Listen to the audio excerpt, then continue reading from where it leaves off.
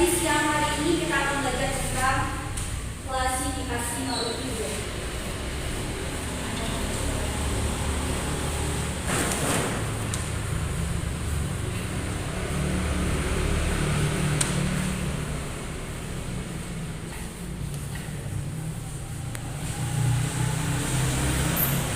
Nah, sebelum kita memasuki materi lebih lanjut, sebelumnya kakak ingin bertanya nih di sini.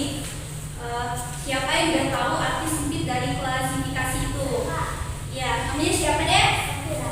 Ya, menurut Safira apa klasifikasi itu? Klasifikasi itu artinya pengelompokan. Iya, betul sekali. Jadi klasifikasi makhluk hidup itu ialah suatu pengelompokan makhluk hidup itu berdasarkan persamaan ciri dan jenisnya. Nah, di sini ada tujuan dari klasifikasi itu. Yang pertama untuk mengelompokkan makhluk hidup. Jadi kelompok makhluk hidup ini dibagi menjadi beberapa kelompok. Yang kedua yaitu untuk mendeskripsikan ciri-ciri makhluk hidup. Yang ketiga untuk mengetahui hubungan kekerabatan antar makhluk hidup. Dan yang terakhir yaitu memberi nama makhluk hidup yang belum kita ketahui namanya. Selanjutnya itu ada dasar dari klasifikasi. Yang pertama yaitu untuk persamaan dan perbedaan yang dimiliki antar makhluk hidup. Yang kedua ciri bentuk tubuh. Nah, ciri bentuk tubuh itu dalam makhluk hidup disebut dengan morfologi. Lalu ada ciri organ dalam tubuh. Nah, ciri organ dalam tubuh dalam makhluk hidup ini disebut dengan anatomi. Dan yang keempat yaitu manfaat, ukuran dan tempat hidup. Selanjutnya yaitu di sini ada satu tokoh nih yang pertama kali mengemukakan konsep klasifikasi makhluk hidup. Dia bernama. Nah, jadi tokoh yang pertama kali memperkenalkan atau menemukan konsep klasifikasi makhluk hidup ini bernama Carolus Linnaeus. Nah, di sini ada ilmu yang mempelajari tentang klasifikasi makhluk hidup itu disebut dengan ilmu taksonomi.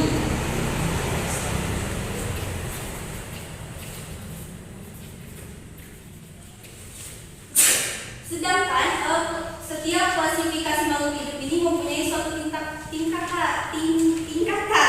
Nah, tingkatan dari klasifikasi makhluk hidup itu dinamakan dengan takson.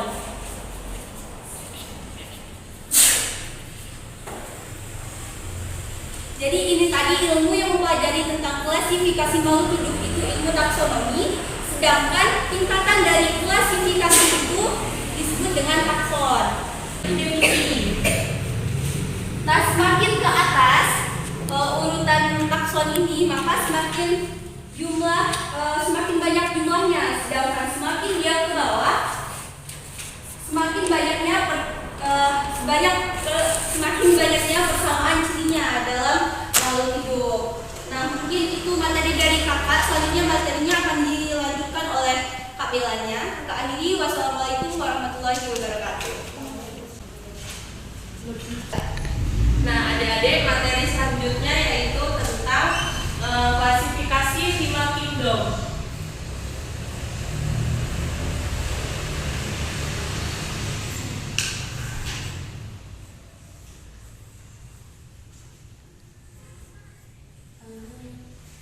Nah, klasifikasi 5 kingdom ini dipelopori oleh seorang ahli biologi yaitu R.H. Whittaker. Nah, R.H. Whittaker ini mengelompokkan makhluk hidup itu menjadi 5 kingdom. Yang pertama yaitu kingdom Monera.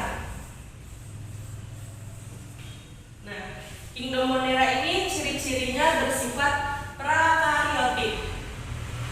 Lalu dia juga bersifat uniseluler.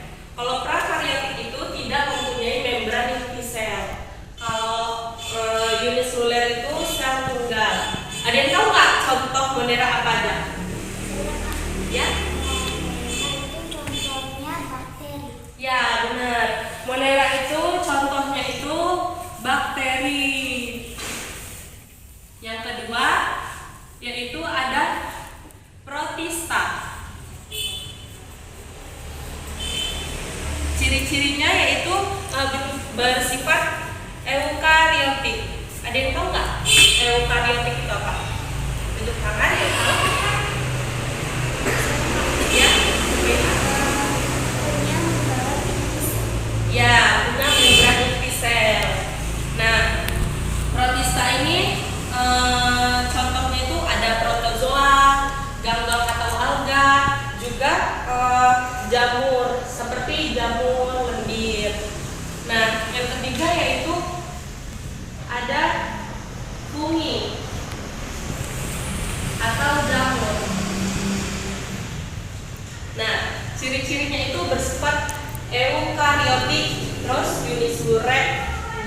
multiseluler. Terus yang ketiga, tubuhnya itu terdiri dari hifa atau berupa benang. Terus yang keempat, heterotrof. Siapa yang tahu? Ya? Tidak bisa membuat makanan sendiri. Ya, tidak bisa membuat makanan sendiri. Terus yang keempat itu ada plantae atau tumbuhan.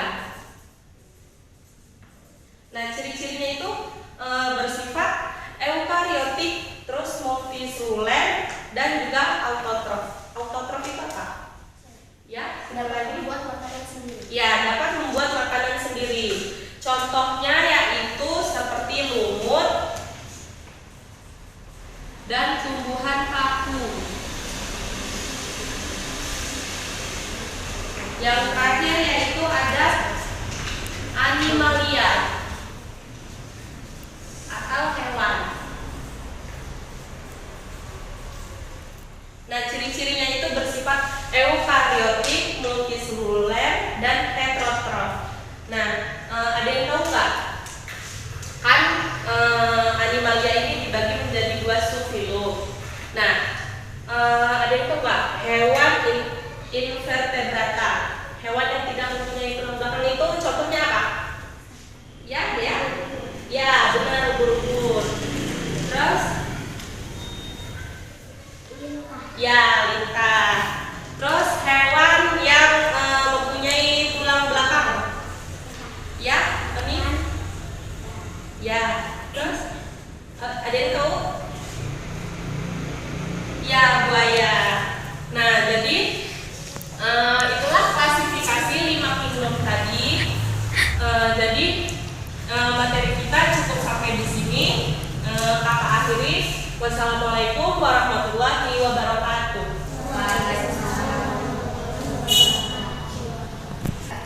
Nah, mungkin cukup sekian materi dari kakak-kakaknya. Terima kasih sudah berpartisipasi dalam kegiatan pembelajaran ini. Kami akhiri. Wassalamualaikum warahmatullahi wabarakatuh.